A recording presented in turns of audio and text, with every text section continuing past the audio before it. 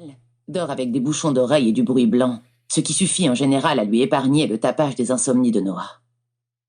Ce soir, Zach a organisé une soirée en amoureux, un terme que Kim trouve assez vieux jeu quand il est prononcé par un jeune homme de 19 ans.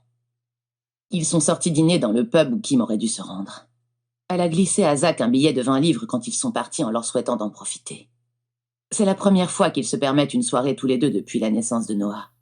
Ils se sont séparés quand Tallulah était enceinte, puis ils se sont remis ensemble il y a environ 6 mois, lorsque Zach a promis d'être le meilleur papa du monde.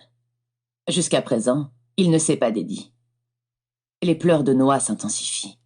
Kim soupire et se lève. À ce moment-là, son téléphone vibre et un message s'affiche sur l'écran. « Maman, on a croisé des gens de Menton qui nous ont invités chez eux. On y va pour 1 heure max. Ça te dérange pas ?» Pendant que Kim tape sa réponse, elle reçoit un autre message. « Tout va bien avec Noah ?» Comme sur des roulettes. C'est un amour. Amusez-vous bien. Prenez votre temps. Bisous. Kim monte l'escalier, se dirige vers le lit de Noah, angoissée de devoir passer une nouvelle heure à le bercer, à chantonner et chuchoter dans le noir, écoutant les craquements nocturnes de sa maison silencieuse tandis que, dehors, les autres font la fête et que la lune brille dans le doux ciel d'été alors que s'estompent à l'horizon les dernières lueurs du jour.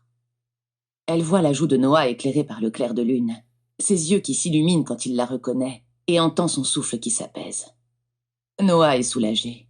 Quelqu'un est là pour lui. Il tend les bras. Elle le soulève et le serre contre elle. « Qu'est-ce qui t'arrive, mon ange ? Qu'est-ce qui se passe ?» Elle sent son cœur se remplir d'amour pour ce petit garçon qui fait partie d'elle. Il l'aime, et il ne réclame pas sa mère à tout prix. Il est heureux que ce soit elle qui ait surgi de la nuit pour le consoler. Elle descend avec lui dans le salon et l'installe sur ses genoux. Elle lui donne la télécommande pour qu'il joue avec. Il adore appuyer sur les boutons. Mais il est trop fatigué pour cela. Il va s'endormir. Noah s'alourdit, et Kim sait qu'elle devrait le coucher dans son lit pour qu'il prenne de bonnes habitudes, pour instaurer un rythme de sommeil. Mais elle se sent soudain épuisée, et ses yeux se ferment tout seuls. Elle étend un plaid sur ses jambes, cale un coussin derrière sa tête, et sombre avec Noah dans une torpeur paisible. Kim se réveille en sursaut quelques heures plus tard. La courte nuit d'été touche à sa fin. Par la fenêtre du salon, elle distingue les premiers éclats du soleil ardent. Elle tend le cou et sent ses muscles crier leur mécontentement. Noah est encore endormi. Elle le déplace doucement puis attrape son téléphone. 4h20. Une pointe d'agacement la traverse. Certes, elle a dit à Tallulah de profiter de cette soirée, mais là, c'est n'importe quoi.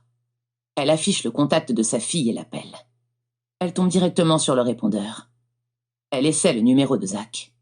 Là encore, le répondeur. Peut-être son ch'tel sont-ils rentrés tard et, les voyant